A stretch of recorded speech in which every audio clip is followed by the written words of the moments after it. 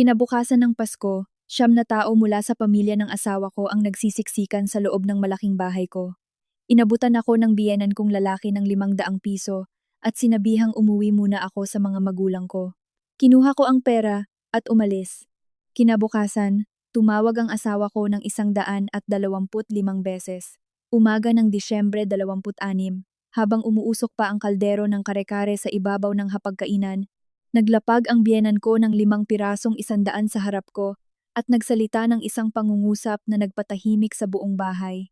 Kunin mo iyan at umuwi ka muna sa mga magulang mo. Tinitigan ko ang 500 pisong iyon ng napakatagal. Sapat para mag-angat ng tingin ng asawa kong si Kiko, ngunit wala na akong itinanong pa. Inabot ko ang pera, hinubad ang suot kong delantal, itinupi ito ng maayos, at umakyat sa kwarto para kunin ang aking bag. Ako nga pala si Nena. 7 taon na kaming kasal ni Kiko, at ito ang unang pagkakataon sa buong buhay ko na napagtanto kong ang isang tao ay maaaring maglakad palabas ng isang bahay gamit ang kanyang sariling mga paa ng napakakaraniwan, ngunit sa loob-loob niya ay tila dumaan siya sa isang pintuang hindi na maaaring balikan pa.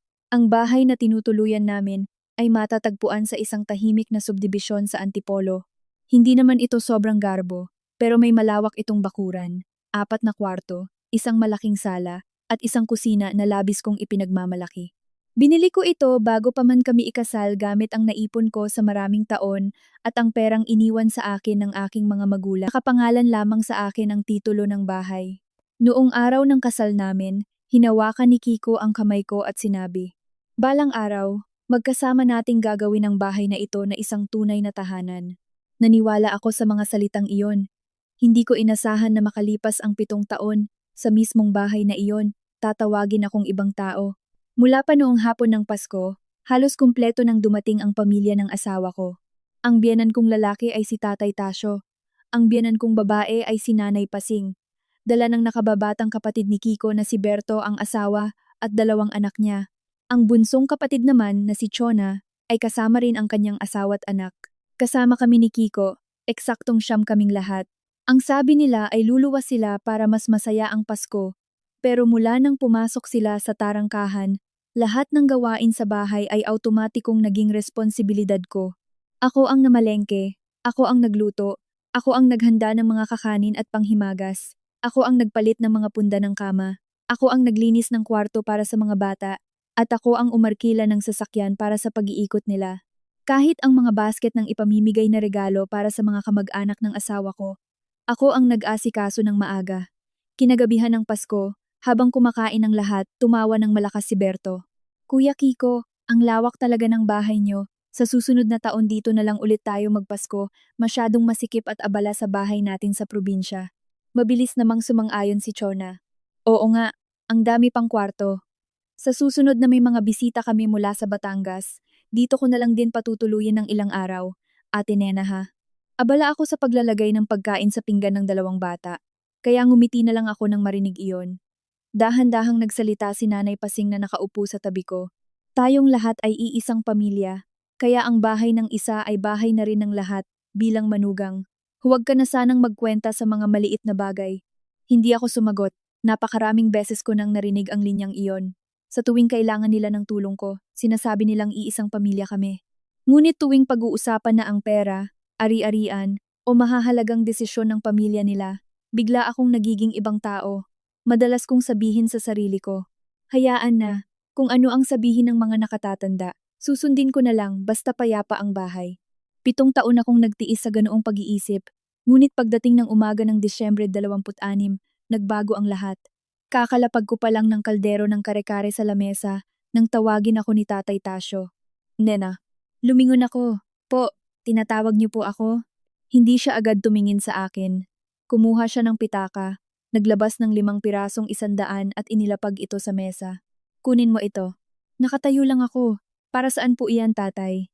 Sumandal si Tatay Tasyo sa upuan. "Ngayon ay kinabukasan ng Pasko. Umuwi ka muna sa mga magulang mo. May kailangan kaming pag-usapan ng pamilya." Tiningnan ko siya. Anong pag-uusapan na hindi ako pwedeng marinig? Sumingit agad si Nanay Pasing. "Naku, prangka lang talagang magsalita ang tatay mo. May mga usapang lalaki lang ang pamilya. Mabuti na ring umuwi ka muna sa inyo para mabisita ang mga magulang mo kahit isang araw. Tumingin ako kay Kiko. Hawak niya ang kanyang telepono. Patuloy ang pag-usad ng kanyang mga daliri sa screen. Tinawag ko siya. Kiko, nag-angat siya ng tingin. Tingin mo rin ba dapat akong umuwi? Tahimik si Kiko ng ilang segundo bago nagsalita. Nena, nakaugalian naman na talagang bumibisita sa mga magulang pagkatapos ng Pasko. Umuwi ka muna para makasama sila kahit isang araw. Iuupa kita ng sasakyan mamayang hapon. Bumakas ang isang napakanipis na ngiti sa labi ko. Iuupa mo ako ng sasakyan. Oo, galing sa bahay mo. Natigilan si Kiko. Tumahimik ang buong hapagkainan. Wala na akong idinagdag pa. 7 taon na ang nakalipas. Nang magsimula ng negosyo si Kiko at nagkaproblema ang kumpanya niya, naglabas ako ng 500,000 piso mula sa ipon ko para tulungan siya. Nang maospital ang biyenan ko, katulong ako ni Kiko sa pagbabayad ng mga bayarin. Nang malugi ang negosyo ni Berto, nagpautang ako ng malaking halaga na hanggang ngayon ay hindi pa rin buong nababayaran. Ang mga bagay na iyon ay hindi ko kailanman isinumbat sa sinuman sa pamilya ng asawa ko dahil palagi kong iniisip na hindi na dapat nagkukuwenta kung pamilya ang tinutulungan. Ngunit ng umagang iyon, nagsalita si Tatay Tasyo. Ilang taon na kaming nagpapakain ng manugang. Binibigyan ka na nga ng 500 piso para umuwi. Nagagalit ka pa ba? Nag-angat ako ng tingin. Ang mga salitang iyon ay parang maliliit na karayom na tumagos sa mismong lugar na pilit kong tinatakpan ng maraming taon. Nagtanong ako, sinabi niyo pong ilang taon na kayong nagpapakain ng manugang? Nagsalubong ang kilay ni Tatay Tasyo. Ang ibig kong sabihin ay, tinrato ka ng pamilyang ito na parang tunay na kadugo. Tiningnan ko ang buong hapag. 9 na tao, 4 na kwarto, ang kare-kareng niluto ko, ang ulam na maaga ko pang inihanda, ang mga pagkaing binili ko gamit ang sarili kong pera, at ang 500 pisong nakapatong sa gitna ng lamesa. Biglang naging napakalinaw ng lahat para sa akin. Kinuha ko ang pera. Medyo nagulat si Nanay Pasing. Siguro naisip niyang iiyak ako, magagalit, o makikipagtalo, pero tumango lang ako. Opo, uuwi na ako. Mabilis na nagsalita si Kiko. Huwag mo namang palakihin ang usapin. Tiningnan ko siya. Hindi ko pinalalaki ang usapin. Sabi ng tatay umuwi ako, kaya uuwi ako. Tumawa si Berto. Ate Nena, lawakan mo na lang ang pag-iisip mo. Pasko ngayon. Huwag nating sirain ang saya. Lumingon ako sa kanya. Oo, ganyan din ang iniisip ko. Hinubad ko ang delantal at ipinatong sa sandalan ng upuan. Pagkatapos ay umakyat ako. Wala akong masyadong dalang gamit. Isang bag lang, ilang ID, telepono, at susi ng sasakyan. Pagbaba ko, nakita ko si Nanay Pasing na kinakausap si Chona tungkol sa kung ano ang gusto nilang kainin mamayang gabi. Walang nagtanong kung kailan ako babalik. Tumayo ako sa may pinto ng ilang segundo. Biglang nagsalita si Nanay Pasing. Nena, umuwi ka ng maaga mamayang hapon ha? Magluluto ka pa ng hapunan, dito matutulog sina Berto at Chona. Lumingon ako. Akala ko ba pinauuwi ako ni tatay dahil may mahalagang pag-uusapan ng pamilya. Natigilan si Nanay Pasing. Bumisita ka lang ng saglit tapos bumalik ka rin? Tiningnan ko siya, pagkatapos ay si Kiko. Wala siyang sinabi, kaya ngumiti ako. Naiintindihan ko na po. Binuksan ko ang pinto. Mula sa sala, sumigaw si Tatay Tasyo. Huwag mong kalimutang gastusin iyang 500 piso. Kailangan mo rin ng pera sa biyahe ngayong Pasko. Humigpit ang hawak ko sa 500 piso sa kamay ko. Opo, salamat po tatay. Sumara ang pinto sa likuran ko. Naglakad ako papunta sa garahe at binuksan ang pinto ng kotse, ngunit hindi agad ako sumakay. Mula sa salamin, pinagmasdan ko ang aking bahay. Sa loob ay ang 9 na taong patuloy na nag-aalmusal. Walang tumakbo palabas. Walang pumigil sa akin. Walang nagtanong kung bakit ako malungkot. Bigla kong naintindihan. Ang nakasakit sa akin ay hindi ang 500 piso. Kung binigyan ako ni Tatay Tasyo ng 500 na may kasamang magandang bati, magpapasalamat pa rin ako.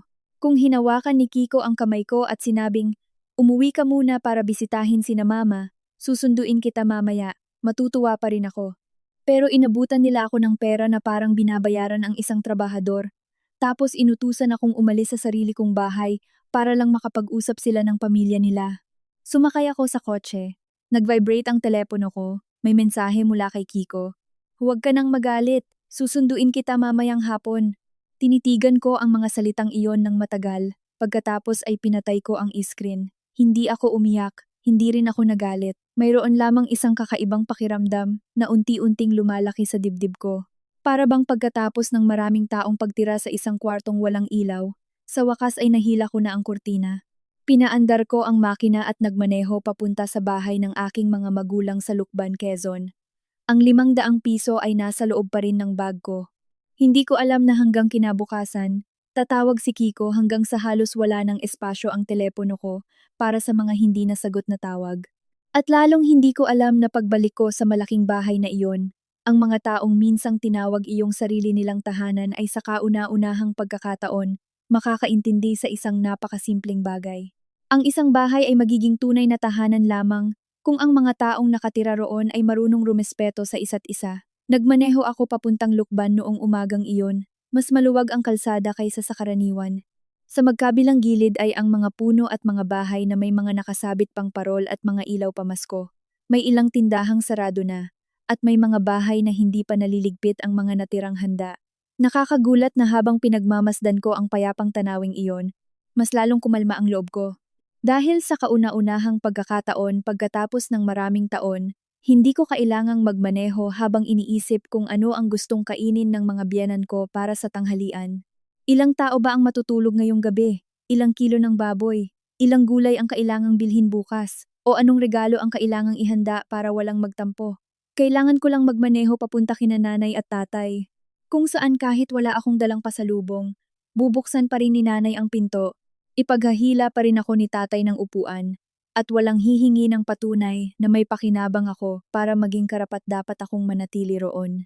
Pagkababa ko pa lang sa harap ng tarangkahan, lumabas na si nanay, hawak pa rin ang basahan sa kusina.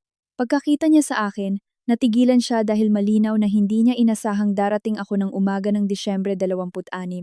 Tiningnan ako ni nanay at nagtanong, "Nena, bakit ang aga mo? Nasaan si Kiko?" Kinuha ko ang bag ko mula sa sasakyan, pinilit ng ngumiti. Nasa bahay po ng mga biyenan ko. Lumapit si nanay, tiningnan ang mukha ko ng ilang segundo at hindi na nagtanong pa. Kinuha na lang niya ang bag ko para tulungan ako. Pumasok na muna tayo. Nakatambay si tatay sa sala at umiinom ng kape. Nang marinig niya ang ingay, lumingon siya. Pagkakita sa akin, ibinaba niya ang tasa. "Hindi mo ba kasama ang mga biyenan mo?" Umupo ako sa pamilyar na silyang kahoy, tiningnan silang dalawa, at inilabas ang 5 pirasong 100 mula sa bag ko para ilapag sa mesa. "Nay, tay, binigyan po ako ng biyenan ko ng 500 piso ngayong araw at pinauuwi ako rito sa atin." Tiningnan ni nanay ang pera tapos tiningnan ako. Anong sinabi niya? Ikinuwento ko mula simula hanggang hapon. Wala akong idinagdag at wala rin akong itinagong detalye tungkol sa pananahimik ni Kiko at sa hindi niya pagtatanggol sa akin. Nang ikwento ko na ang linyang ang ibang tao ay hindi dapat marinig ang usapang pamilya, dahan-dahang ibinaba ni tatay ang hawak niyang tasa. Tumahimik ang buong sala. Hindi umiyak si nanay, hindi rin niya pinagmumura ang mga biyenan ko. Malumanay lang siyang nagtanong, "Gusto mo pa bang bumalik doon mamayang hapon?" Tiningnan ko si nanay. Hindi ko pa po alam. Huminga ng malalim si tatay at nagsalita.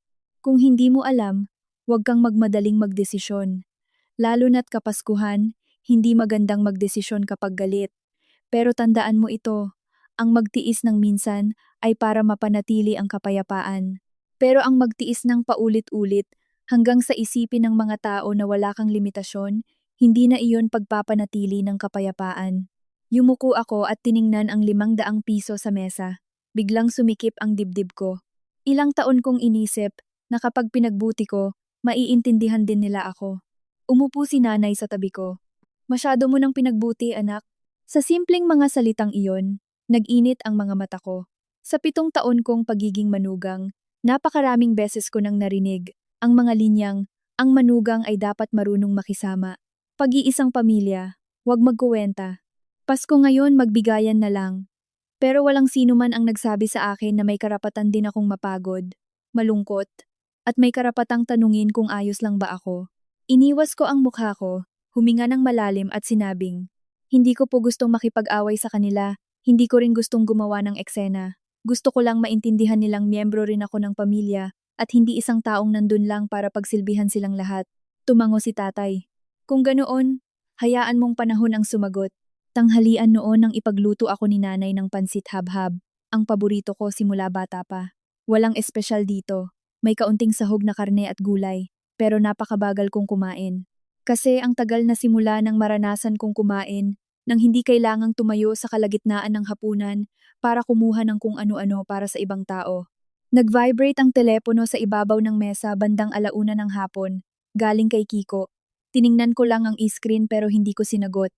Makalipas ang 1 minuto, nagpadala siya ng mensahe. Nakarating ka na ba sa inyo? Hindi ako sumagot. 5 minuto ang nakalipas. Medyo sumobra lang magsalita si na tatay. Huwag ka nang magalit. Hindi pa rin ako sumagot. Ilang sandali pa, pumasok ang sumunod na mensahe. Susunduin kita mamayang hapon. Ibinaba ko ang telepono. Tiningnan ako ni nanay pero hindi siya nagtanong. Bandang 3:00, tumunog ulit. Si nanay pasing naman. Tinitigan ko ang pangalan niya sa screen. Huminto ang daliri ko, pero hindi ko sinagot. Tumawag siya sa pangalawang beses, tapos pangatlo, saka sumunod ang isang mensahe. Nena, huwag mong sirain ang kasayahan ng pamilya ngayong Pasko.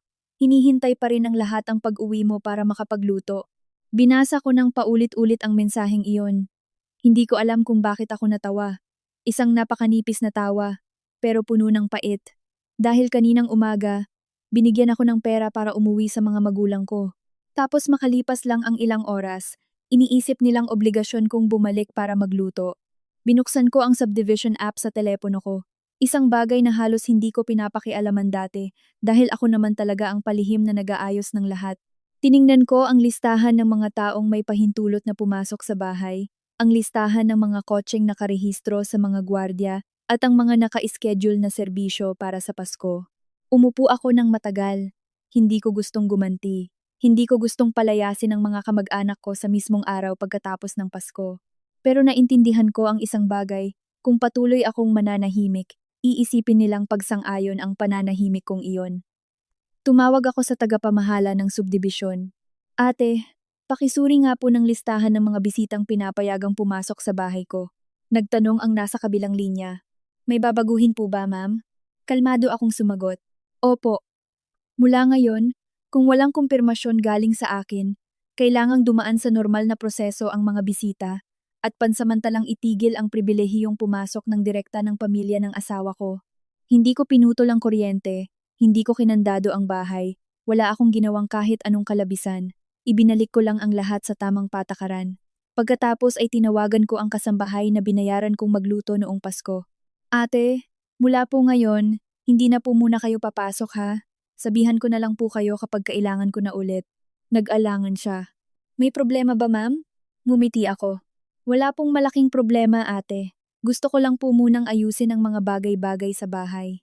Kinansela ko rin ang malaking mesa na ipinareserba ko sa isang restaurant para sa mga kamag-anak ni Kiko kinabukasan. Dahil tandang-tanda ko na ako ang umasikaso noon gamit ang sarili kong pera dahil iniisip kong basta't masaya ang lahat, ayos lang kahit medyo dehado ako. Pero ngayon, hindi ko na gustong gamitin ang sakripisyo ko para bumili ng kapayapaan. Pagpatak ng 4:00, tumawag ulit si Kiko. Sinagot ko na. Mukhang pagod ang boses niya. Nena, anong ginagawa mo? Nasa bahay ako ni nanay at tatay. Alam ko, pero bakit mo kinansela ang kasambahay? Dahil wala naman ako sa bahay kaya umuwi na lang siya. Tumahimik ako ng ilang segundo bago nagtanong. Kaninang umaga, sinabi ng tatay mo na, ibang tao ako. Pinauwi mo rin ako. Tapos ngayon, pinababalik mo ako para saan? Hindi siya agad nakasagot. Narinig ko ang pagbuntong hininga niya. Nena, nadala lang siguro sa usapang Pasko kanina. Tumingin ako sa bakuran, kung saan nagdidilig ng halaman si tatay. Para sa iyo, isa lang iyon salita.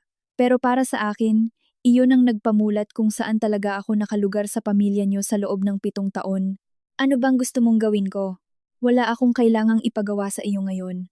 Kung ganoon, anong plano mo? Tiningnan ko ang 500 piso sa mesa. Hindi ko pa alam. Tahimik siya. Nagpatuloy ako. Pero mula ngayon, kung gagamitin ng pamilya mo ang bahay na ito para magtipon, siguraduhin mong hingin muna ang opinyon ng may-ari. Bumaba ang boses ni Kiko. Nena, bahay nating mag-asawa iyon. Natawa ako ng mahina. Kung ganoon, bakit sinabi ng tatay mo kaninang umaga na ibang tao ako? Tumahimik sa kabilang linya. Wala na akong isinumbat pa. Asikasuhin mo muna ang mga magulang mo dyan. Dito muna ako sa mga magulang ko. Pinatay ko ang tawag. Sa labas, mahinang tumutunog ang pampatugtog ng hangin sa hangin ng hapon. Akala ko doon na matatapos ang lahat, pero bandang 6:00, biglang bumaha ng hindi nasagot na tawag sa telepono ko, mula kay Kiko, kay Nanay Pasing, kay Berto, tapos kay Chona. Tinitigan ko ang screen na hindi naiintindihan ang nangyayari. Hanggang sa pumasok ang mensahe ni Kiko, isang pangungusap lang.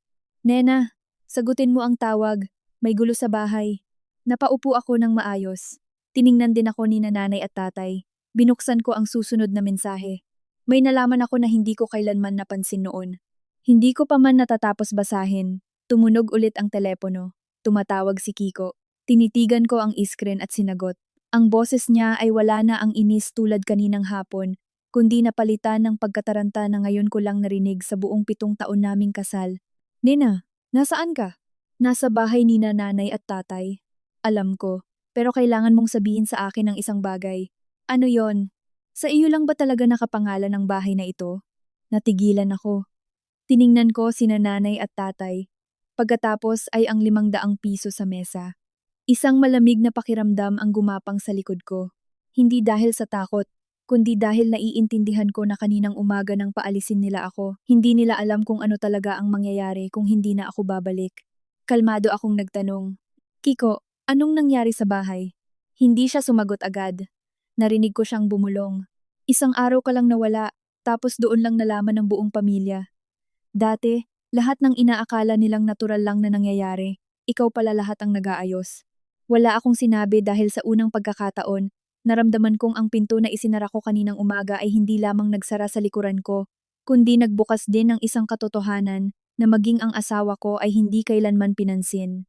Pinanatili ko ang telepono sa tainga ko. Hindi ko siya minadali dahil alam ko na kapag ang isang tao ay nagsimulang makita ang mga bagay na palagi niyang binaliwala, na ginawa pala mula sa pawis ng iba, minsan ang pananahimik ay mas epektibo kaysa sa panunumbat. Huminga ng malalim si Kiko. Nena, mula pa kaninang hapon, doon lang nila nalaman na wala na pala ang kasambahay, walang susundo sa kanila, at kinansela mo na rin ang restaurant para bukas. Tapos sinabi pa ng tagapamahala na kailangan ng kumpirmasyon mo bago sila makapasok o makalabas. Kalmado akong sumagot. Tama, pero bakit hindi mo alam ang mga bagay na ito noon? Tumingin ako sa bakuran kung saan nag-aayos ng mga pinggan si nanay. Pagkatapos ay nagsalita ng malumanay. Dahil dati, ako ang gumagawa ng lahat. Tumahimik sa kabilang linya. Wala na akong idinagdag dahil napakasimple lang ng sagot na iyon. Pero ang pagiging simple nito, ang nagpabigat sa dibdib ko. Sa loob ng 7 taon, nasanay na ang lahat na makita ang isang malinis bahay, ang mainit na pagkain sa tamang oras, ang inupahang sasakyan, at ang mga kwartong may malinis na kumot. Wala man lang nakapansin na sa likod ng lahat ng ito ay ang aking pagpupuyat para umorder ng gamit, ang maagang pagtakbo sa palengke, ang pakikipag-usap sa tagapamahala, ang mga binabayaran ko mula sa sarili kong pera, at ang paulit-ulit na pagpapaalala ko sa sarili ko na magtiis lang para sa pamilya. Nagtanong si Kiko, gaano katagal mo nang binabayaran iyon? 7 taon. Akala mo ano? Hindi siya sumagot. Narinig ko ang ugong ng sasakyan sa kabilang linya. Siguro nasa labas siya o naglalakad sa sala. Ako naman ay nakaupo lang sa lumang kahoy na mesa ni nanay, kung saan nakapatong pa rin ang 500 piso. Makalipas ang ilang sandali. Ako, pasensya na. Hindi ko inasahang ganoon kabilis marinig ang mga salitang iyon. Pero nakapagtataka, hindi gumaang ang pakiramdam ko. Nagtanong lang ako. Para saan ang pasensya na? Para kaninang umaga. Tungkol saan partikular? Tahimik si Kiko. Hindi ko siya sinisisi. Malumanay ko lang sinabing, kung hindi mo alam kung para saan ka humihingi ng tawad, huwag ka na munang magsalita dahil hindi ko gustong makarinig ng tawad para lang mapabalik ako dyan para magluto. Bumuntong hininga siya. Alam ko na. Anong alam mo? Alam kong marami ka nang tiniis. Pumikit ako ng ilang segundo. May puwang sa puso ko na masakit pero mapayapa. Dahil dumating man ng huli ang mga salitang iyon, kahit papaano ay dumating pa rin. Sinabi ko kay Kiko, hindi ko kailangang kampihan mo ako laban sa mga magulang mo. Kailangan ko lang malaman mo kung saan ka dapat nakalugar sa sarili nating kasal. Nagtanong siya, ano bang gusto mong gawin ko ngayon? Wala, diyan ka lang sa mga magulang mo, ayusin niyo ang sarili niyong hapunan, planuhin niyo ang araw bukas, at isipin niyo kung wala ako, paano gagalaw ang pamilya mo. Pinatay ko ang tawag bago pa siya makapagsalita. Kumain ako ng hapunan kasama sina nanay at tatay noong gabing iyon. 3 lang kami, pero 6 na ulam ang niluto ni nanay para kumpleto raw ang Pasko. Panay ang lagay ni tatay ng ulam sa plato ko, at sa unang pagkakataon, hindi ko kailangang tumayo para kumuha ng tubig, kumuha ng plato, o tingnan kung may kulang sa kusina. Ang simpleng pakiramdam na ito ay nagpaalala sa akin kung gaano katagal ko nang naiwala ang normal na buhay. Bandang 8:00, tumawag ulit si Kiko. Hindi ko sinagot. 8:30, nagpadala siya ng mensahe. Nagtatanong sina tatay at nanay kung ano ang gagawin bukas. Hindi ko alam. Binasa ko lang pero hindi sumagot. Pangalawang mensahe. Hindi ko rin alam kung saan kukuha ng almusal. Tahimik pa rin ako. Pangatlong mensahe. Pasensya na. Inilapag ko ang telepono. Tiningnan ako ni nanay. Marami bang tawag si Kiko? Opo. Gusto mo bang sagutin? Umiling ako. Hindi pa po. Tumango si nanay. Hindi niya ako pinayuhang magpatawad agad. Hindi rin niya sinabing hiwalayan ko ang asawa ko. Alam ni nanay na ang pag-aasawa ng anak niya ay hindi pwedeng desisyonan ng ibang tao. Bandang 9:00, nag-vibrate ulit ang telepono. Tawag na may video mula kay Chona. Tinitigan ko ito sandali bago sinagot. Pagkakita pa lang sa mukha ko, nagsalita agad si Chona. Ate Nena, anong ginawa mo? At nagkagulo-gulo ang lahat. Nagtanong ako, anong gulo? Wala na kaming pagkain. Sabi ni nanay, bumili ka pa raw pero wala ka namang sinasabi. Kailangan pang lumabas ni Kuya Berto para bumili ng pagkain ng mga bata. Tapos kinansela mo raw ang pareserba bukas para sa mga kamag-anak natin? Kalmado akong sumagot. Chona, kung wala ako, kaya nyo namang ayusin yan. Pero dati ikaw ang gumagawa. Tama, dati ako ang gumagawa. Natigilan si Chona. Nagpatuloy ako. Pero kaninang umaga, sinabi ng tatay niyo na umuwi ako sa mga magulang ko, kaya umuwi ako. Bakit mo ba paulit-ulit na binabanggit iyon? Tiningnan ko siya, dahil iyon ang rason kung bakit wala ako dyan. Naiinis na sumagot si Chona. Ikaw ang hipag. Anong masama na tumulong sa pamilya ngayong Pasko? Tahimik ako ng ilang segundo bago nagtanong. Chona, natatandaan mo ba nung huling nagpasko ako sa inyo? Tumayo ka ba para ipagluto ako kahit isang beses? Hindi nakakibo si Chona. Tinanong mo ba ako kahit minsan kung pagod na ako? Tahimik pa rin. Hindi ko na gustong pahirapan pa siya. Hindi kita sinisisi, Chona. Gusto ko lang na simula ngayon, wag niyo nang ituring na obligasyon ko ang lahat ng ginagawa ko. Yumuko siya, at maya-maya'y mahinang sumagot. Hindi ko po naisip ng ganoon kalalim. Alam ko, tinapos ko ang tawag. Nang gabing iyon, nakahiga ako sa dati kong kwarto. Rinig ko ang pagdalang ng mga sasakyan sa labas, pero hindi ako makatulog. Paulit-ulit na bumabalik sa isip ko ang 500 piso sa lamesa kaninang umaga. Naintindihan ko na ang perang iyon ang hindi pangunahing dahilan ng pagbabago ko, kundi ito ang naging huling patak para makita ko ng malinaw ang matagal ng problema. Umaga ng Disyembre 20 pa, nagising ako ng 6:00. Bago pa ako makatayo, umilaw ng umilaw ang telepono ko. 10 hindi nasagot na tawag. Naging 20-30. Tumaas ng tumaas kaya nagtaka ako. Pagbukas ko, may mahigit 50 hindi nasagot na tawag mula kay Kiko. Tumawag ako pabalik at sinagot niya agad. Nena, anong problema? Pwede ba akong pumunta dyan? Para saan? Gustong makipag-usap ni tatay. Tahimik ako. Mabilis niyang dinagdag. Hindi para pagalitan ka, pangako. Para saan? May gustong itanong sa iyo si tatay. Ano yon?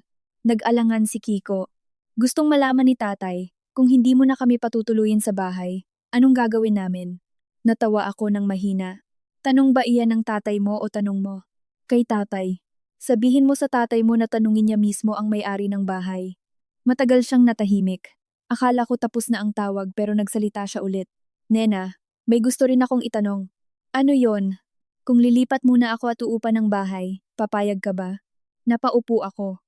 Ito ang unang pagkakataon na kusang nagbanggit si Kiko tungkol sa pag-alis sa bahay na dati niyang itinuring na kanya. Nagtanong ako, gusto mong umalis para isalba ang kasal natin o dahil wala nang nag-aasikaso sa iyo sa bahay? Hindi ko alam. Tapat akong sumagot. Kapag nalaman mo na, saka mo sabihin sa akin. Hindi mo ba talaga ako bibigyan ng pagkakataon? Binibigyan kita ng pagkakataon pero hindi ako babalik para lang magluto. Tahimik ang kabilang linya. Malumanay akong nagsalita. Kiko, Kung gusto mong isalba ang kasal natin, kailangan mong matutunang bumuo ng pamilya na hindi ako lang ang nagpapakasakit. Mahina siyang sumagot. Naiintindihan ko. Hindi ko alam kung talagang naiintindihan niya o hindi, pero sa unang pagkakataon sa loob ng 7 taon, hindi ko na gustong gamitin ang sarili kong sakripisyo para patunayan ang pagmamahal ng isang tao. Bandang 10:00 ng umaga, nakatanggap ako ng mensahe mula sa tagapamahala ng subdibisyon. Ma'am Nena, humihingi po ng permiso ang pamilya ni Sir Kiko na magpapasok pa po ng ibang kamag-anak ngayon, pero tumanggi po kami kasi wala pang kumpirmasyon galing sa inyo. Binasa ko at nag-reply. Salamat po. Sundin niyo lang po ang patakaran. Ilang minuto lang, tumunog ulit ang telepono ko. Si Tatay Tasyo na. Tiningnan ko ang pangalan niya sa screen at nakaramdam ako ng kakaibang kapayapaan. Sinagot ko, "Hello po, Tatay." Hindi na kasing tigas ng kahapon ang boses niya. "Nena, gusto kong bumalik ka para mag-usap tayo." "Bakit po?" "May gusto akong sabihin."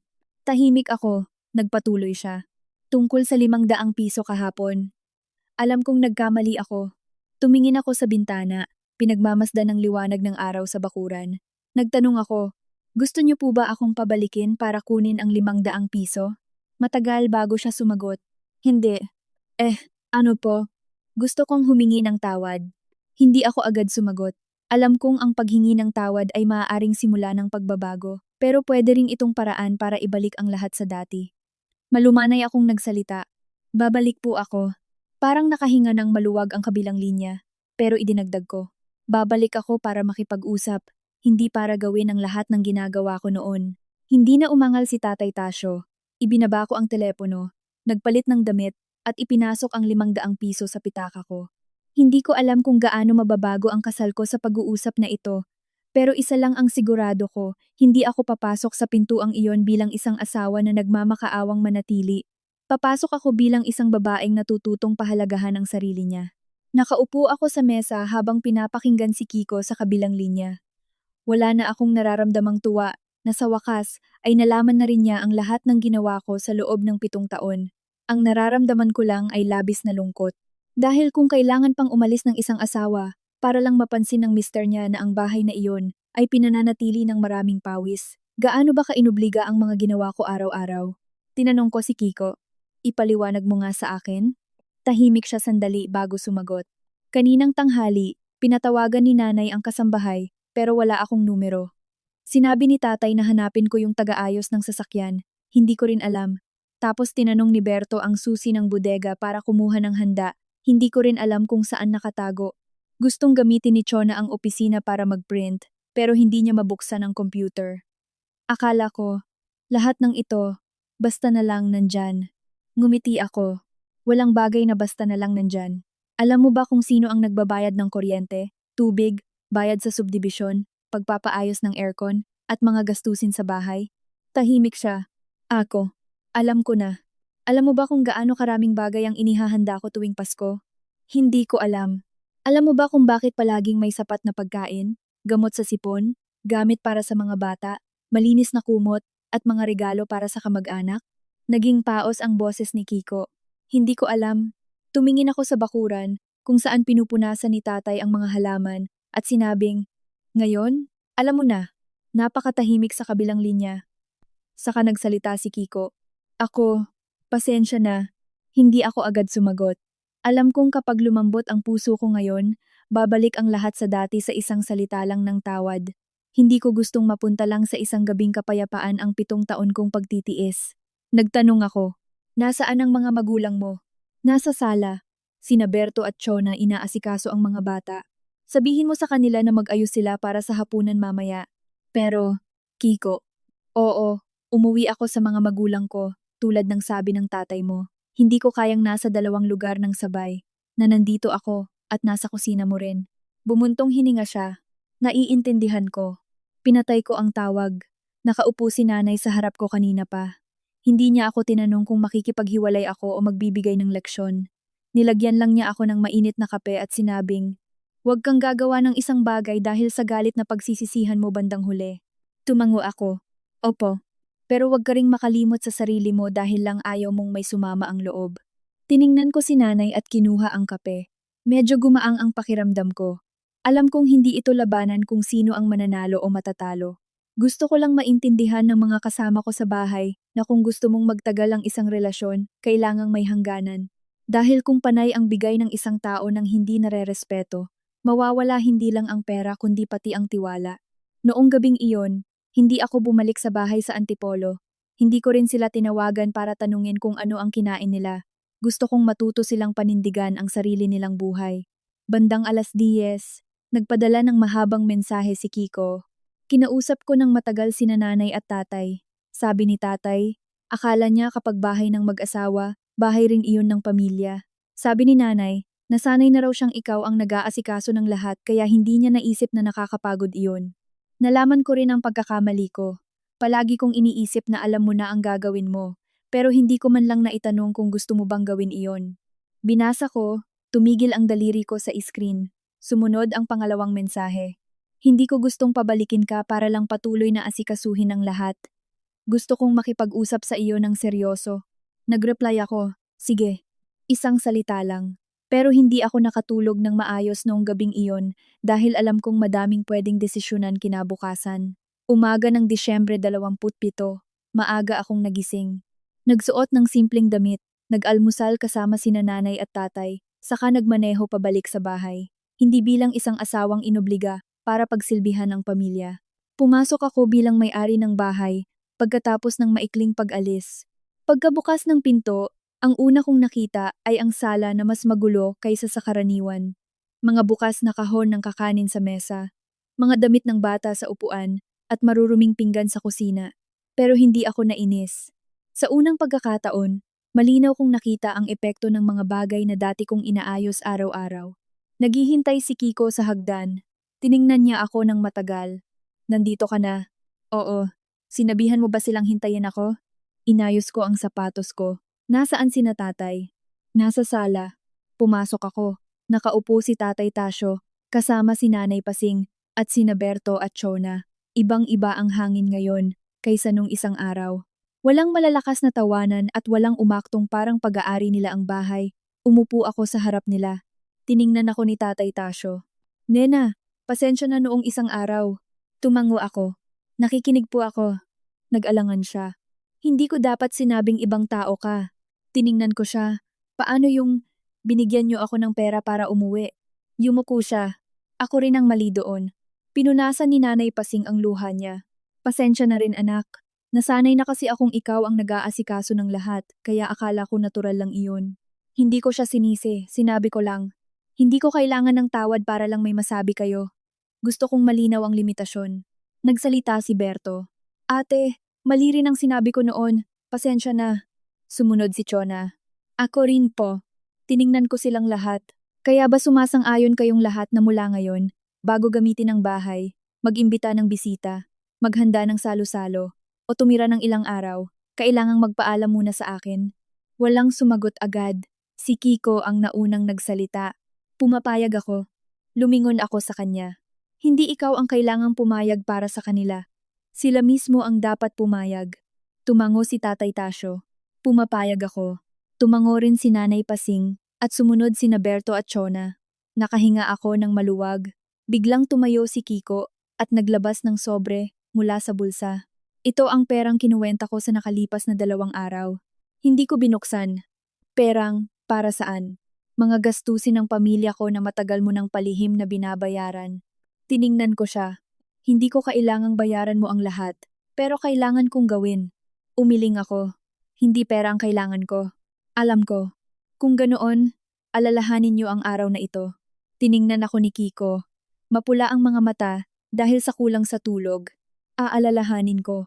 Akala ko tapos na ang issue nang biglang tumunog ang telepono ni Berto. Ilang segundo siyang nakinig. Nagbago ang mukha niya at tumingin sa akin.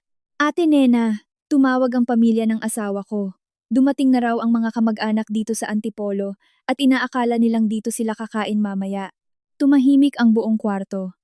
Tiningnan ko si Berto, pagkatapos ay si Kiko.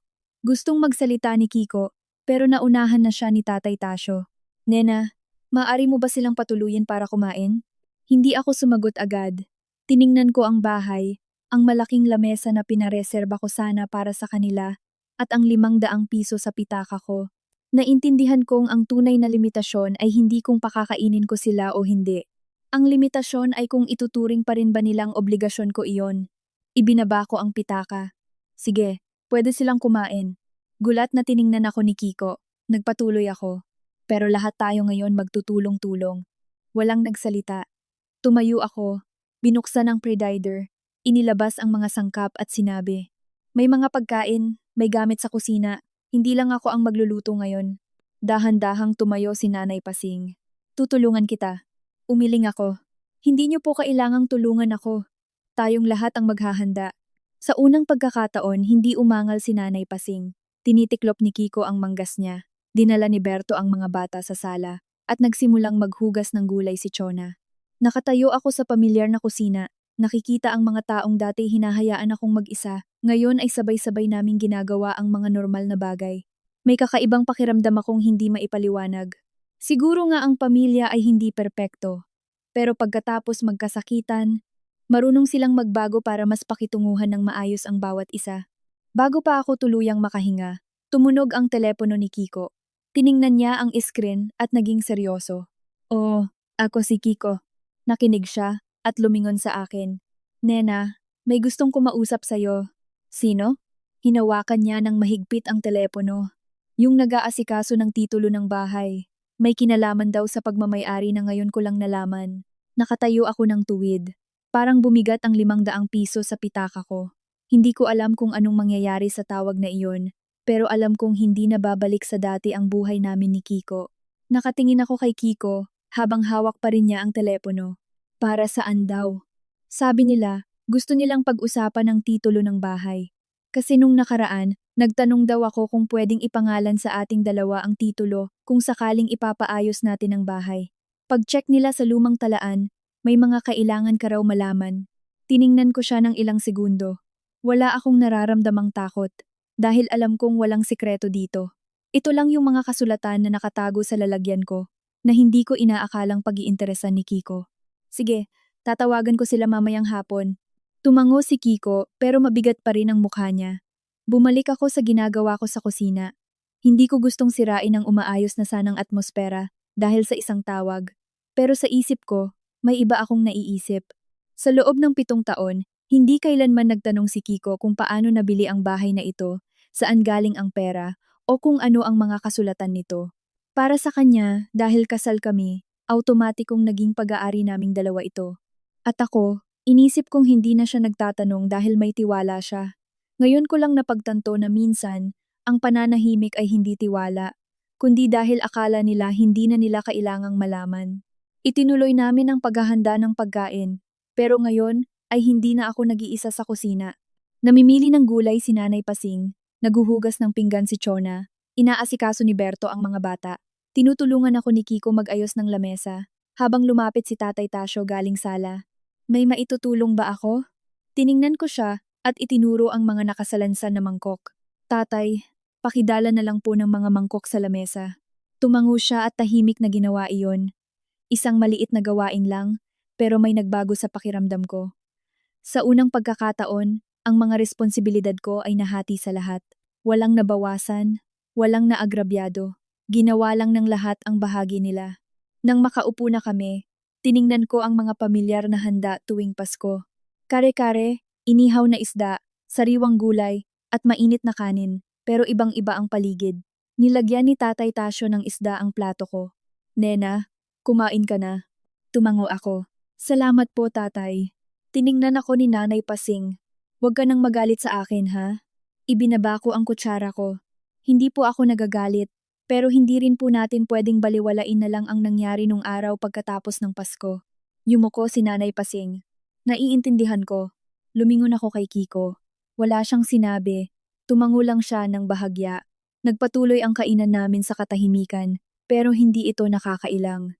Para kaming nasasanay sa isang bagong buhay, na walang sino man ang ituturing na natural lang ibigay sa iba ang trabaho at tatawagin itong pagmamahal.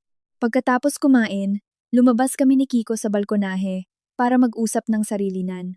Madaling dumilim sa antipolo at umiihip ang malamig na hangin. Rinig pa rin sa sala ang tawanan ng mga bata. Sumandal si Kiko sa rehas at bumaba ang boses. Gusto kong magtanong tungkol sa bahay. Magtanong ka. Totoo bang binili mo ito bago tayo ikasal? Tumulong ba ang mga magulang mo? May bahagi sila, pero karamihan ay ipon ko. Tahimik siya ng matagal. Hindi ko kailanman nalaman. Ngumiti ako. Hindi ka naman kasi nagtanong. Napayuko si Kiko sa sinabi ko. Ayaw kong ipahiya siya, kaya sinabi ko, pero may kasalanan din ako. Nag-angat siya ng tingin. Anong kasalanan mo? Inisip kong hindi na kailangang maghiwalay pa ng ari-arian kapag mag-asawa na kaya hindi ko na rin ipinaliwanag. Hindi ikaw ang may mali. Ako ang nasanay na lang na palagi kang nandyan para asikasuhin ang lahat. Hindi ko itinanggi. Makalipas ang ilang sandali. Nagtanong siya, kung hindi mo nabili ang bahay na ito noon, paano kaya? Tumingin ako sa mga ilaw sa di kalayuan. Baka nangungupahan pa rin tayo. Baka masaya pa rin tayo kung magtutulungan. Bakit hindi mo kailanman binanggit ang tungkol sa titulo ng bahay? Dahil hindi ko inisip kailanman na mas mahalaga ang bahay kaysa sa kasal natin. Tahimik si Kiko. Pero noong araw pagkatapos ng Pasko, ipinaramdam sa akin ng pamilya mo na kung hindi ko kayang protektahan ang akin, darating ang oras na sila ang magdedesisyon para sa akin. Lumingon siya sa akin. Hindi ko hahayaang mangyari ulit iyon. Hindi ako sumagot. Alam kong hindi mababago ng isang salita o isang paumanhin ang gawin na nabuo sa loob ng maraming taon at ayaw kong magtiwala lang sa mga pangako hanggat walang gawa. Nang gabing iyon, binuksan ko ang aparador at nilabas ang lalagyan ng dokumento ng bahay. Nandoon ang kasulatan ng bilihan, ang titulo, at ang mga resibong tinago ko pa noong matagal na. Ayos ang lahat, walang sikreto. Hindi ko lang talaga inakalang mangangailangan akong ilabas ito para magpaliwanag sa asawa ko. Tiningnang mabuti ni Kiko ang bawat papel. Naiintindihan ko na. Ang alin? Kung bakit palagi mong sinasabing ito ang sandigan mo. Sinara ko ang lalagyan. Hindi ko ito sandigan, Kiko. Resulta lang ito ng sarili kong pagsisikap. Tumango siya. Hindi ko na kailanman sasabihin na ang bahay na ito ay pag-aari ng pamilya ko. Tiningnan ko siya at sinabing, hindi mo na kailangang magsabi ng malalaking salita. Tandaan mo na lang na magtanong sa akin bago ka magdesisyon para sa bahay na ito. Tatandaan ko. Tamang-tama, tumunog ang telepono ko. Tumawag na ang taga-ayos ng titulo. Nakalakas ang tunog nito para marinig din ni Kiko. Hello, Ma'am Nena. Tumawag po ako para tiyakin ng ilang impormasyon dahil nagtanong po si Sir Kiko tungkol sa pagdagdag ng pangalan ng mag-asawa at iba pang papeles para sa bahay. Pero sa ngayon, nakapangalan pa rin po sa inyo ang titulo, kaya kung magbabago, kailangan muna ng permiso nyo. Sumagot ako, naiintindihan ko po. Dinagdag ng nasa kabilang linya. Isa pa po, kailangan nyo pong itago ng mabuti ang orihinal na kopya. Kung may mga pagbabago sa ari-arian sa hinaharap, dapat mapag-usapan nyo ng malinaw. Salamat po. Natapos ang tawag. Tahimik si Kiko. Nagtanong ako. Kailan ka pa nagtanong sa kanila tungkol sa pagpapalit ng pangalan sa titulo? Bago magpasko. Para saan? Tiningnan niya ako. Inisip ko lang. Kapag nagpagawa tayo tapos manghihiram ako ng puhunan para sa kumpanya, baka kailanganin ng pinagsamang ari-arian. Pero hindi pa kita natatanong. Hindi ako nagalit. Kaya mula ngayon, huwag ka nang nag-iisip ng mag-isa. Sabihin mo sa akin. Binalik ko ang mga papeles at kinandado ang aparador. Saka humarap sa kanya. Kiko, isang beses ko lang to sasabihin. Makinig kang mabuti. Umupo siya ng tuwid. Hindi ko gusto na maging dahilan ang bahay na ito para mag-away tayo, lalong hindi para parusahan ang mga magulang mo. Pero hindi ako papayag na gawin nilang lugar ito na pwede nilang puntahan kung kailan nila gusto, imbitahan kahit sino at manatili hanggang kailan nila gusto. Tumango siya. Naiintindihan ko. Kung kailangan ng pamilya mo na manatili ng ilang araw, wala akong tutol. Pero kailangan nilang magsabi ng maaga, mag-ambag sa mga gastusin, at tulungan tayo sa pagpapanatili ng bahay. Siya. At kung may tatawag ulit sa akin na ibang tao. Huminto ako. Tiningnan ako ni Kiko. Hindi ako makikipag-away o iiyak, aalis na lang ako. Naintindihan niya ang ibig kong sabihin. Matapos ang mahabang sandali, mahina siyang nagtanong. Gusto mo pa bang isalba ang kasal na to? Pinagmasdan ko ang lalaking nakasama ko sa loob ng 7 taon, ang mga pagod niyang mata, at naalala ko ang mga araw na mahirap pa kami, kumakain ng hating pansit, at nangangarap ng isang tahanan na may mga bata. Naalala ko na basta't mahal namin ang isa't isa, malalagpasan namin ang lahat. Sumagot ako, hindi ko pa gustong sumuko. Nag-angat siya ng tingin. Pero hindi ko na gustong bumalik sa dati. Tumango siya. Mapula na ang kanyang mga mata. Kung ganoon, magsimula tayo ulit. Hindi ako sumagot ng oo. Hindi rin ako tumanggi. Inabot ko lang sa kanya ang isang blangkong papel. Bukas, isulat mo lahat ng mga responsibilidad na gagawin mo para sa pamilya mo. At isusulat ko rin ang mga kailangan ko sa kasal na ito. Tiningnan niya ang papel. Kailangan ba talagang maging ganito kapormal? Ngumiti ako. Oo. Dahil ang mga pangakong binibitawan lang, nakakalimutan. Pero ang isinusulat natin, pwede nating balikan. Nang gabing iyon, hindi ko alam kung babalik ba kami ni Kiko sa dati. Pero sa unang pagkakataon matapos ang maraming taon, nakaupo kami sa iisang panig ng mesa hindi para makipagtalo kung sino ang tama at mali, kundi para matutong buuin ulit ang mga nakalimutang limitasyon. At naintindihan ko rin na ang tunay na pagsubok sa kasal na ito ay hindi ang 500 piso. Nasa mga susunod na araw iyon, kapag humupa na ang galit at hiya ng lahat at nagsimulang bumalik sa dating gawi. Dahil kung gusto kong talagang magbago ang pamilya ko, hindi ako pwedeng maghintay na lang na maintindihan nila ako. Kailangan kong kumalma para sabihin kung ano ang kailangan ko, maging matatag para tuparin ang pangako ko, at maging mapagpatawad para bigyan sila ng pagkakataong itama ang mga pagkakamali nila. Kinabukasan, kalalapag ko pa lang ng lugaw sa mesa, nang dalhin ni Kiko ang papel. Punong-puno iyon ng mga sinulat niya kagabi. Tiningnan ko ito at hindi ko mapigilang magulat. Dahil ang mga nakasulat ay ang mga dati kong ginagawa na halos sa uluhin ko na. Mula sa pagbabayad ng mga bayarin, pagpapakondisyon ng sasakyan, pag-aayos ng regalo para sa mga biyenan, hanggang sa pagtatanong kung kailangang bumili ng gamit sa eskwela para sa mga pamangkin. Tinanong ko siya, sinulat mo ba lahat ito kagabi? Tumango si Kiko. Oo.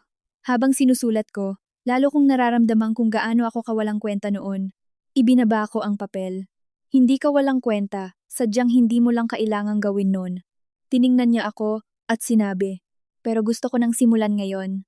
Hindi pa ako nakakasagot nang pumasok si Tatay Tasyo galing sala. Hawak ang isang maliit na sobre. Nena, isasauli ko ito sa'yo. Tiningnan ko, ito ang 500 piso nung isang araw. Medyo nagulat ako. Itago niyo na po iyan. Umiling siya. Hindi ko pwedeng itago. Hindi ko agad kinuha. Tiningnan ko lang siya. Hindi malaking bagay ang magbigay ng pera. Pero ang paraan ng pagbibigay ang malaking bagay. Buong gabi ko itong pinag-isipan. Matanda na ako, pero hindi ibig sabihin palagi akong tama. Lumambot ang puso ko nang marinig iyon. Hindi na po ako nagagalit sa inyo. Bumuntong hininga siya. Alam ko, pero kailangan ko pa ring humingi ng tawad. Inabot ko ang pera at ipinasok sa pitaka ko. Kukunin ko po ito, pero itatago ko ang perang ito. Nagtanong siya. Para saan? Ngumiti ako. Para ipaalala sa akin na mula ngayon, kung may problema ang pamilya, kailangan nating mag-usap ng may respeto. Tumango si Tatay Tasyo at wala nang idinagdag. Pagkatapos mag-almusal, bumaba rin sina Berto at Chona. Kusang tumulong ang dalawa sa pagliligpit ng lamesa at nagpaalam sa akin na ilalabas nila ang mga bata para maglaro. Bago umalis, tumigil si Chona at nagtanong, Ate Nena, iuuwi ko na ang mga bata mamayang hapon ha. Sa tingin ko, kailangan ng asikasuhin ng sarili kong pamilya ang aming mga plano sa susunod na mga araw. Tiningnan ko siya. Hindi nyo kailangang baguhin ang lahat ng plano nyo dahil sa akin. Kung gusto nyong manatili, manatili kayo. Pero tutulong ang lahat. Tumango si Chona. Naiintindihan ko po. Pinagmasdan ko siyang lumabas ng tarangkahan. Medyo natutuwa sa puso ko. Dahil ang tunay na pagbabago ay hindi ang paghingi nila ng tawad ng nakayuko, kundi ang simulan nilang tanungin ang sarili nila kung ano ang dapat nilang gawin sa halip na hintayin akong gawin ang lahat. Pero pagsapit ng tanghali, pagkatapos lang namin kumain, biglang tumunog ang telepono ni Kiko. Nakinig siya at lumingon sa akin. Nena, tumawag si Berto. Anong problema? Nagkaproblema sa tindahan niya. Gusto nang bawiin ng mga taga-tustos ang pera na ibinayad nila ng pauna. Tiningnan ko si Kiko. Paano mo iyan sosolusyonan? Tahimik siya. Alam kong may kinalaman ito sa perang ipinahiram ko kay Berto noon para asikasuhin ang negosyo. At kung titingnan niya ako tulad ng dati, nahuhulaan ko na ang susunod niyang sasabihin. Tama nga ako, sinabi niya. Gusto ko sanang itanong sa'yo. Dahan-dahan kong pinutol ang sinasabi niya. Hindi. Natigilan si Kiko. Hindi sa ayaw kong tumulong, kundi sa pagkakataong ito, kailangan mong ikaw mismo ang magdesisyon. Pero kung hindi ko siya tutulungan, baka magsara ang tindahan niya. Kung ganoon, maghanap kayo ng kapatid mo ng paraan, pero wag mong gawing unang sagot ang pera ko. Yumuko si Kiko. Naiintindihan ko. Kinahapunan, narinig kong nag-uusap ng matagal sina Kiko at Berto sa sala. Sa unang pagkakataon, hindi ako tinawag ni Kiko para tanungin kung magkano pa ang laman ng account ko sa bangko o sinabi ang linyang, pamilya tayo kaya dapat magtulungan. Nagbilang sila ng mga natitirang produkto, mga pwedeng singilin, at mga kontratang pwedeng pag-usapan. Nagdesisyon ang magkapatid na magbayad ng hulugan. Kung kulang talaga, saka sila uutang sa bangko imbis na ipasa sa akin ang pasanin. Nakatayo ako sa kusina at narinig ang lahat. Masaya at malungkot ang puso ko. Dahil naintindihan ko na may mga taong hindi naman sa hindi ka mahal, sadyang nasanay lang sila na ikaw ang laging taga-resolba ng lahat. Nang gabing iyon, hinanap ako ni Kiko sa balkonahe. Nena, ano? Gusto kong magtanong. Sabihin mo, kung kailangan ng tulong ni nanay at tatay balang araw, ako muna ang aayos. Pero kung sobra-sobra na, pwede ba kitang kausapin tungkol doon? Lumingon ako sa kanya. Siya. Sina Berto at Chona din. Kahit sila. Kung ganoon, pwede ko bang sabihin sa kanila na parte ka pa rin ng pamilya? Ngumiti ako. Hindi mo kailangang sabihin sa kanila para sa akin. Hayaan mong ang trato nila sa akin ang sumagot niyan. Tumango si Kiko. Akala ko magiging maayos na ang mga sumunod na araw. Pero noong gabing iyon, habang nililigpit ko ang sala, biglang pumasok si Chona na may nababahalang mukha. Ate Nena, may gusto po sana akong sabihin sa inyo. Sabihin mo. May nasabi po ako na hindi maganda nung araw pagkatapos ng Pasko. Tiningnan ko siya. Ano yon? Yumuko si Chona. Sinabi ko na dahil maraming kwarto, pwedeng tumuloy ang mga kamag-anak dito. Sinabi ko pa na pwedeng tumira dito ang mga kamag-anak ng asawa ko balang araw. Tumango ako. Naalala ko yon. Inisip ko po kasi na ang bahay niyo ay parang bahay na rin namin dahil kapatid ko si Kuya Kiko. Naintindihan ko kung bakit iyon ang inisip mo. Tiningnan ako ni Chona, pero nagkamali po ako. Hindi ako kumibo, may inilabas siyang sobre mula sa bag niya. Ito po ang perang kinuwenta ko, para sa mga araw na tumira kami dito. Hindi po ito malaki, pero gusto ko pong ibigay. Hindi ko kinuha. Chona, hindi ko kailangan ng pera, pero gusto ko lang makabawi. Tiningnan ko siya at sinabi, kung ganoon, itago mo ang pera. Sa susunod na tumuloy kayo rito, ikaw mismo ang bumili ng pagkain, mag-ambag sa gastos, at maglinis. Sapat na yon. Tumango si Chona, namumula ang mga mata. Naiintindihan ko po. Nang makaalis siya, naiwan akong mag-isa sa sala, nakatingin sa malaking hapagkainan. Naalala ko yung umagang inilapag sa harap ko ang 500 piso, at nung inisip ko na marahil tapos na ang lahat sa pamilya ng asawa ko. Pero minsan ang buhay, hindi pinuputol ang isang relasyon dahil lang sa isang problema, kundi tinuturuan ng mga tao kung paano mabuhay ng maayos kasama ang isa't isa. Hindi ko alam kung babalik ba kami ni Kiko sa dati, pero alam kong hindi ko na gustong maging babae na palaging nagsasabing, ayos lang, kahit pagod na sa loob. Gusto kong mahalin nang hindi kinakailangang maging tagapagsilbi. Gusto kong maging manugang na may karapatang humindi. Gusto kong ang bahay ko ay puntahan ng mga kamag-anak dahil nagmamahalan kami, hindi dahil alam nilang may mag-aasikaso ng lahat para sa kanila. Bago matulog noong gabing iyon, naglapag si Kiko ng isang basong maligamgam na tubig sa mesa. Nena, kinausap ko na sina tatay at nanay. Uuwi muna sila sa Batangas bukas. Tinanong ko, ikaw? Uuwi ka para saan? Tiningnan niya ako. Para matutong tumira sa bahay na ito bilang isang asawa, at hindi bilang isang anak na puro pagsunod lang sa pamilya. Tahimik ako ng ilang segundo. Kiko, hindi ko hinihinging pumili ka sa akin o sa mga magulang mo. Alam ko, gusto mo lang malaman kung kailangan ding protektahan ang sarili nating pamilya. Tumango siya. Susubukan ko. Tiningnan ko siya, hindi na nagdagdag ng salita. Pero sa unang pagkakataon matapos ang maraming araw, nakaramdam ako ng kaunting pag-asa. Kinaumagahan, kakabukas ko pa lang ng pinto ng kwarto, nang tumunog agad ang telepono ni Kiko. Wala pang 1 minuto siyang nakinig bago siya natigilan sa pasilyo at lumingon sa akin na may pag-aalala. Nagtanong ako, anong problema? Mabagal siyang sumagot. Kakarating lang ni na tatay at nanay sa probinsya. May gustong ipasabi si tatay sa iyo. Ano yon? Gusto raw ibenta ni tatay ang lumang bahay sa Batangas para tulungan si Berto. Pero hindi pumayag si nanay. At ayaw rin ni Berto na magbenta sila ng bahay. Medyo nagulat ako. Problema iyon ng pamilya nyo, hindi ako dapat makialam. Umiling si Kiko. Pero balak manghiram ng pera ni tatay sa iyo. Napatayo ako. Babalik na naman sa pera. Tiningnan ko ang 500 piso sa pitaka ko, saka tiningnan si Kiko. Anong isasagot mo sa tatay mo? Matagal na tahimik si Kiko at mukhang nag-isip bago nagsalita. Sasabihin ko kay tatay na hindi ikaw ang tagasagot ng lahat ng problema natin. Tiningnan ko siya at sa unang pagkakataon, naintindihan ko na ang tunay na pagsubok pala ay hindi yung paghingi nila ng tawad, kundi kapag naharap sila sa problema, pinipili pa rin ba nilang irespeto ang limitasyong ipinangako nila? Tumango ako. Kung ganoon, iyan ang sabihin mo. Sa labas, sinisinaga ng araw ang mga bulaklak sa hardin. Naisip ko na kung gustong magkasama ang pamilya ng matagal, hindi kailangang may magsakripisyo hanggang sa maglaho ang sarili niya. Kailangan lang alam ng bawat isa ang responsibilidad niya, marunong magpahalaga sa isa't isa, at higit sa lahat, na ang pagiging magkadugo ay hindi lisensya para abusuhin ang iba. Kinaumagahan, maaga akong nagising habang may manipis pang hamog sa bakuran. Narinig ko na ang boses ni Kiko sa sala. Mahina pero malinaw, wala na ang pag-aalangan na nakita ko noong mga nakaraang araw. Tatay, kailangan pa nating pag-isipan ulit yung pagbebenta ng bahay niyo. Nakatayo ako sa likod ng pinto ng ilang segundo bago lumabas. Hindi dahil gusto kong makinig ng patago, kundi alam ko na mula ngayon, kailangang ikaw mismo ang matutong humarap sa mga isyu ng pamilya mo. Sabi ni Tatay Tasyo sa kabilang linya. Inisip ko lang, benta na ang lumang bahay, tapos kapag nagkapera kayong magkakapatid, saka natin pag-usapan ulit. Sumagot si Kiko. Pero yan ang tinirhan nyo ng maraming taon. Hindi pwede na ibebenta nyo agad dahil lang nagkaproblema si Berto. Paano ba ang dapat gawin? Kaming dalawa na ni Berto ang maghahanap ng ibang paraan. Bumalik na ako sa kusina nang marinig ko yon.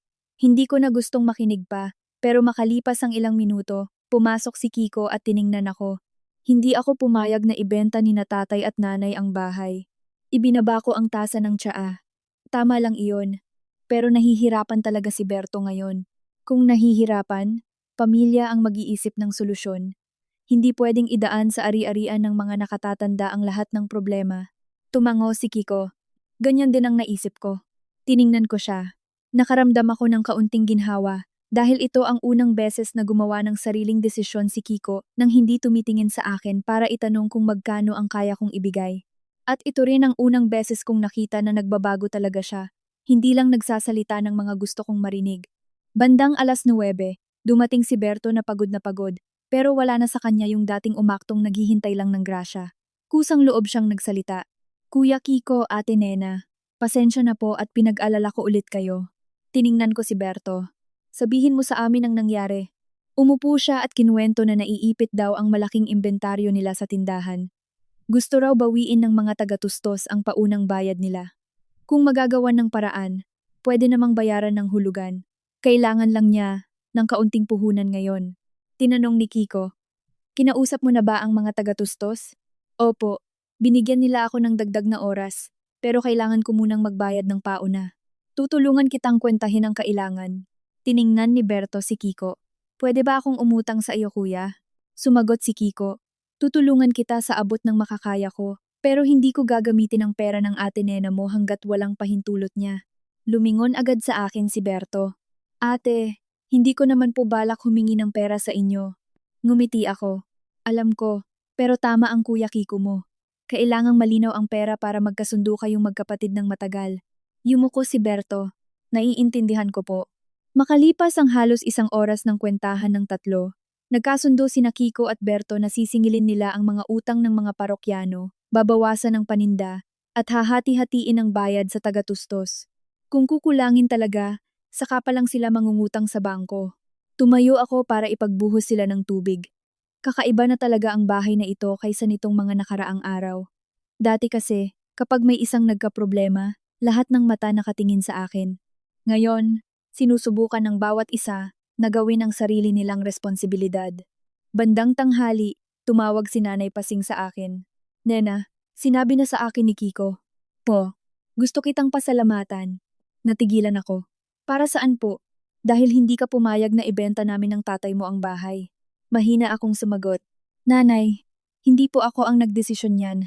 Naisip ko lang po na hindi dapat kayo mawalan ng titirhan dahil lang sa problema ng inyong mga anak. Tahimik si Nanay Pasing bago nagsalita. Dati iniisip ko, dahil may pera ka at may bahay, maayos ang buhay nyo, kaya natural lang na tulungan mo ang pamilya natin.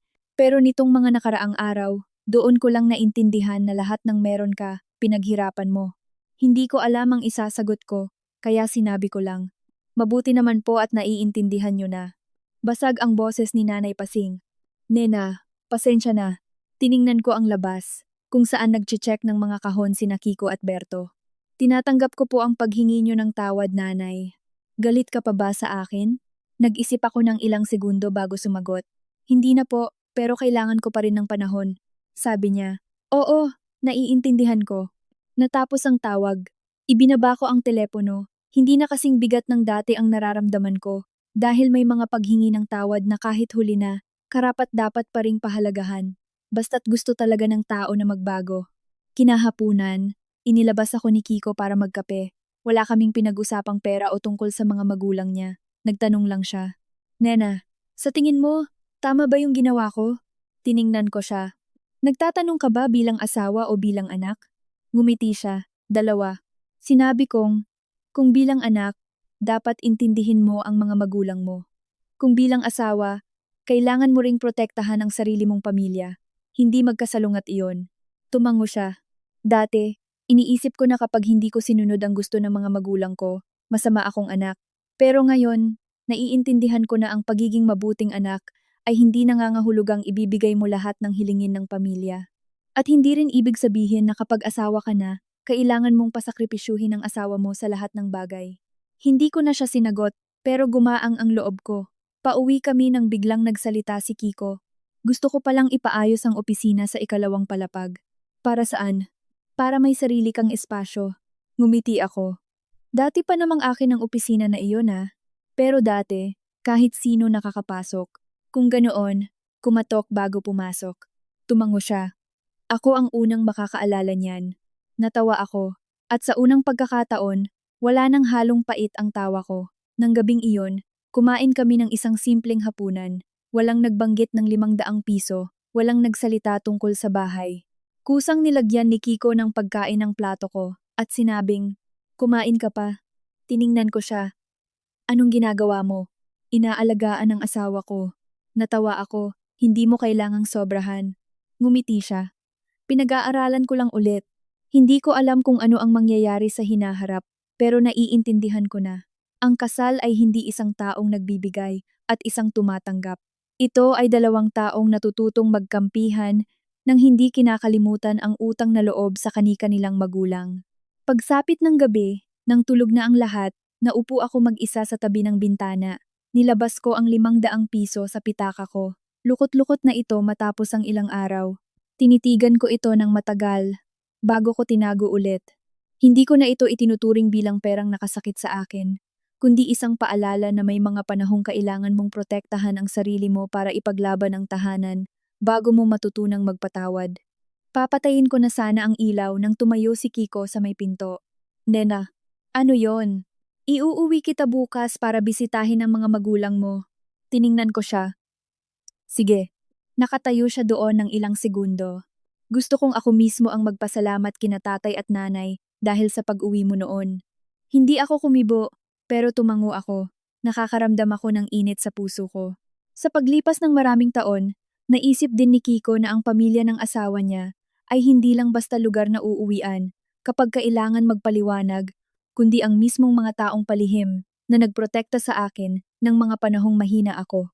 Pinatay ko ang ilaw at isinara ang pinto ng kwarto. Sa dilim at tahimik na bahay, bigla kong naramdaman na hindi pala natapos ang kasal ko noong Disyembre 26. Malay natin, baka iyon ang simula para mas makilala namin ang isa't isa. Kinabukasan, maagang nagising si Kiko. Nag-ayos siya ng isang basket ng prutas, kakanin, at tsaa sa kanilagay sa sasakyan. Nag-ayos siya sa harap ng salamin hanggang sa hindi ko na napigilang matawa.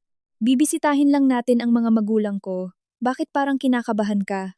Ngumiti ng pilit si Kiko. Hindi ko pa kailanman binisita ang mga magulang mo bilang isang taong kailangang magpasalamat. Tiningnan ko siya. Hindi mo kailangang bumitaw ng malalaking salita. Hindi kailangan ni nanay at tatay na kunin mo ang loob nila. Alam ko, pero gusto ko pa rin pumunta.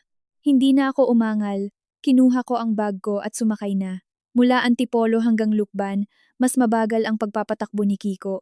Pareho kaming hindi nagsasalita, pero ang katahimikang iyon ay hindi na mabigat, parang dalawang taong nag-iisip sa daan na nadaanan na nila at nagtatanong kung pwede bang mag-iba ng daan sa susunod. Nang huminto ang sasakyan sa tarangkahan ni nanay, naghihintay na siya doon. Pagkakita kay Kiko na bumaba, ngumiti siya agad. Kiko, umuwi na pala kayo. Pumasok kayo anak. Magalang na bumati si Kiko. Magandang umaga po nanay. Lumabas si tatay. Tiningnan ang basket na dala ni Kiko.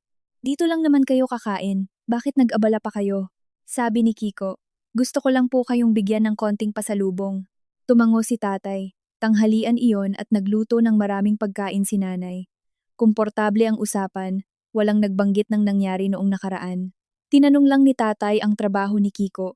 Tinanong naman ni nanay kung nakauwi na ang mga biyenan ko. Pagkatapos kumain, naglabas ng prutas si nanay. Nagtimpla ng tsaa si tatay para kay Kiko. Sa kanya biglang sinabing, Kiko, may gusto akong sabihin sa'yo. Ibinaba ni Kiko ang tasa. Ano po yon tatay? Tiningnan siya ni tatay ng matagal. Hindi kita sinisisi sa nangyari noong isang araw. Medyo natigilan si Kiko.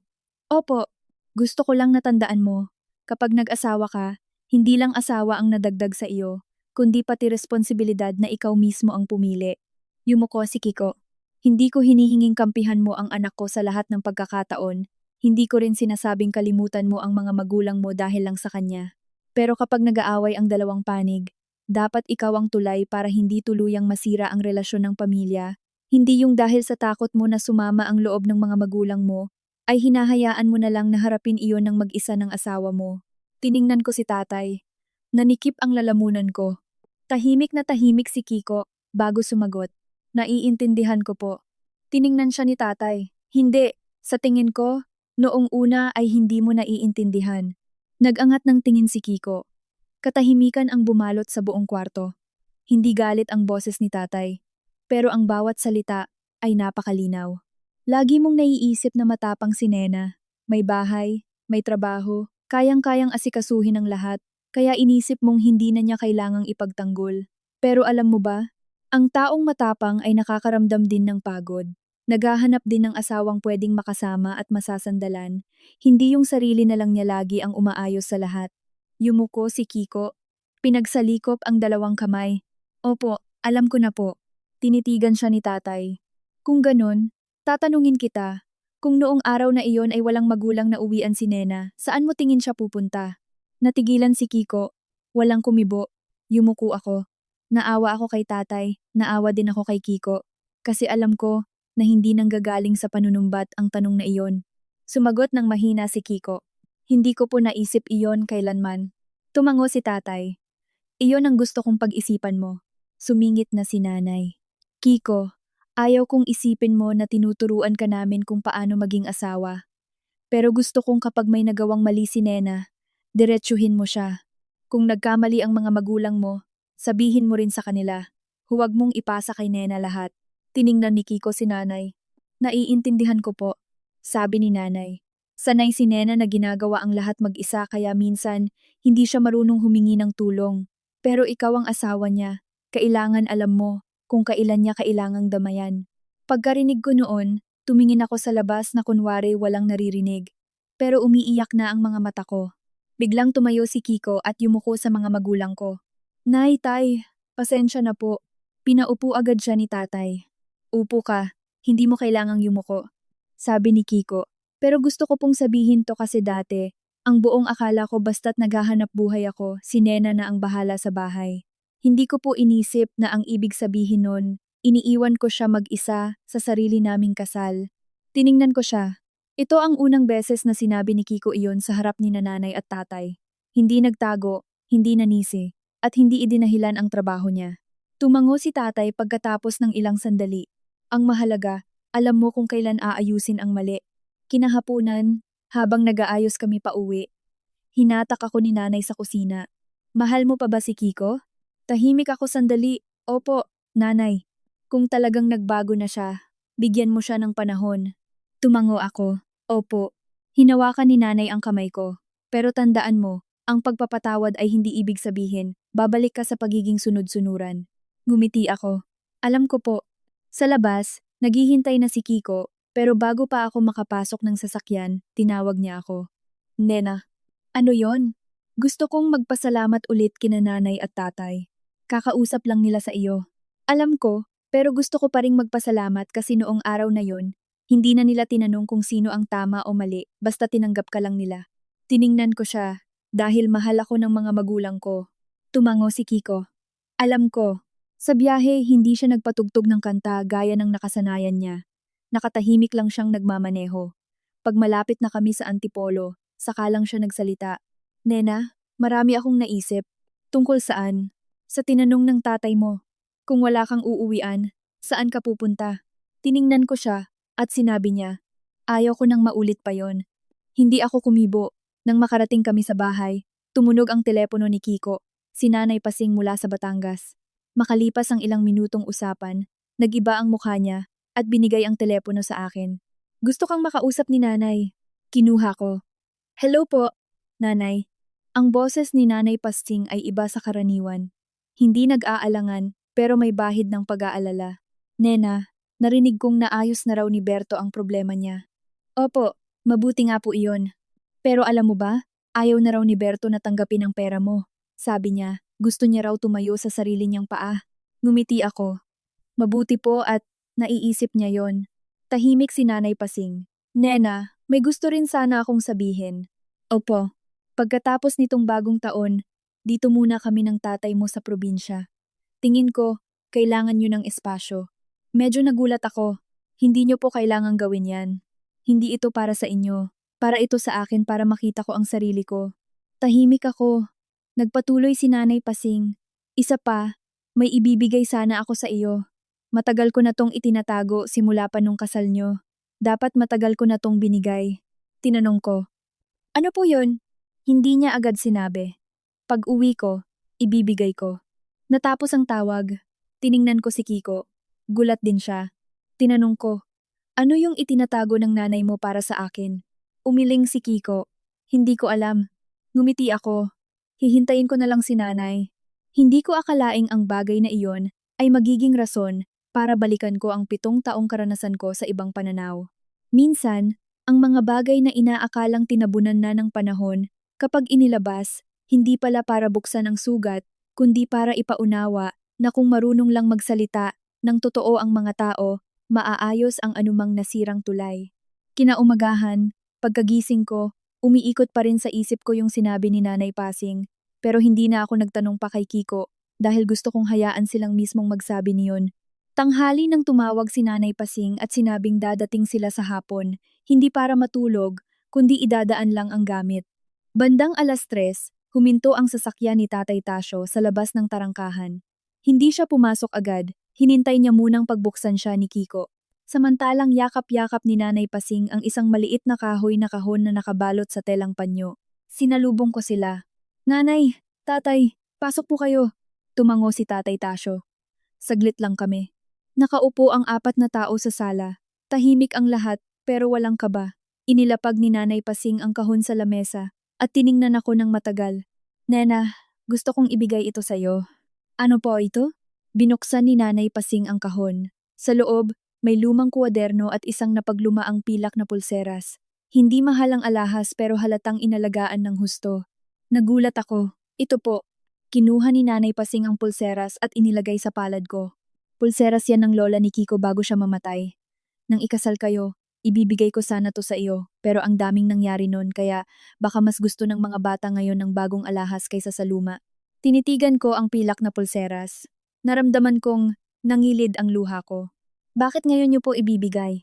Mapula na ang mata ni Nanay Pasing. Kasi gusto kong malaman mo na simula pa lang nung pumasok ka sa pamilyang to, hindi ka namin tinuring na ibang tao kailanman. Tahimik ako. Pero may nagawa akong malaking kasalanan. Dahil tinuring kitang kapamilya, inisip ko na dapat marunong kang magsakripisyo, magparaya, umasikaso, at magpakabait. Nakalimutan kong ang pamilya, tinatanong din kung napapagod ba sila. Hinawakan ko ang kamay ni Nanay. Naiintindihan ko po. Pinunasan ni Nanay Pasing ang luha niya. Kung nung kinabukasan ng Pasko, pinigilan ko ang tatay mo. Kung sinabi ko na mag-usap tayong lahat, sana hindi tayo humantong sa ganito. Malumanay kong sinabi. Tapos na po yun, nanay. Nagsalita si Tatay Tasyo na kanina pa tahimik. Ako din. Inisip ko na ang anak ay dapat sumusunod sa magulang, na ang manugang ay dapat marunong makisama. Nakalimutan kong isa ka ng nasa hustong gulang, may trabaho, may pag-iisip at may dignidad. Hindi ko na alam ang sasabihin ko. Tumango na lang ako. Nagsalita si Kiko. Nay, tay, may kasalanan din ako. Tiningnan siya ni Tatay Tasyo. Mabuti at alam mo, sabi ni Kiko, hindi na ako hihingi ng tawad. Gusto ko nang magbago ngayon. Naiiyak ako sa nakikita ko. Minsan inakala kong kailangan kong pumili sa dignidad o sa pag-aasawa. Ngayon ko naintindihan na kung pareho kayong malawak na mag-isip ng asawa mo, pareho kayong pwedeng magbago ng magkasama. Inilapit ni Nanay Pasing ang kuwaderno sa akin. Isang lumang kuwaderno iyon na sinulatan ng lola ni Kiko ng ilang paalala sa mga anak. Nabasa ko ang isang bahagi na nagpapaalala sa mga mag-asawa na dapat itrato ng tama ang isa't isa sa loob ng tahanan. Isinara ko ang kuwaderno. May nagawa po kayong napakahalagang bagay. Alin? Ang tingnan ulit ang inyong mga pagkakamali. Bago sila lumabas ng pinto, tinawag ako ni Tatay Tasyo. Nena, ang 500 piso noon, alam kong itinatago mo pa rin. Medyo nagulat ako. Opo, itago mo lang. Para saan po? Ngumiti ng malungkot si Tatay Tasyo. Para maalala ko na kapag hindi pinag-isipan ang salita, nakakasakit ito. At para maalala mo rin na nagkamali ang tatay mo. Ngumiti ako. Opo, itatago ko po. Pakaalis nila. Tumayo ako sa may pinto at pinanood ang sasakyan na unti-unting lumayo. Wala na ang mabigat na pakiramdam. Parang pagkatapos ng mahabang ulan, medyo basa pa ang lupa. Pero nagsisimula ng lumiwanag ang langit. Lumapit si Kiko sa akin. Ayos ka lang? Masaya ka ba? Tiningnan ko ang pulseras. Medyo. Natawa siya. Ako rin. Kinagabihan, hinugasan ko ang pilak na pulseras at inilagay sa maliit na kahon sa kwarto. Ang 500 piso ay nandoon pa rin sa pitaka ko. Walang malaking halaga ang mga iyon sa aspetong material. Pero para sa akin, ito ang 2 palatandaan sa isang kwento. Isa na nagpapaalala na nasaktan ako, at isa na nagpapatunay na kaya pa ring magbago ng nakasakit sa akin. Sa mga sumunod na araw, bumalik na ang kapayapaan sa amin. Kusang tumatawag si Kiko sa kanyang mga magulang. Inaasikaso ni Berto ang tindahan. Hindi na basta-basta nagdadala ng bisita si Chona. Nasanay na rin akong hindi ginagawa ang lahat. Isang gabi, pababa ako galing opisina ko nang tawagin ako ni Kiko. May hawak siyang isang lalagyan ng dokumento. Ano yan? Isang dokumento mula sa bangko. Isang utang ng kumpanya mula noong nagdaang taon. Medyo nagulat ako. Inilapag niya sa lamesa. Utang na akala ko bayad na. Kung hindi natin maaayos, maaapektuhan ang mga plano nating mag-asawa. Tiningnan ko siya at tiningnan din niya ako. Walang kumibo. Sa halip na sabihin na ako na naman ang magbabayad, inilapag ko ang mga kamay ko sa dokumento. Kiko, sabay nating ayusin ito. Tumango siya. Sabay tayo.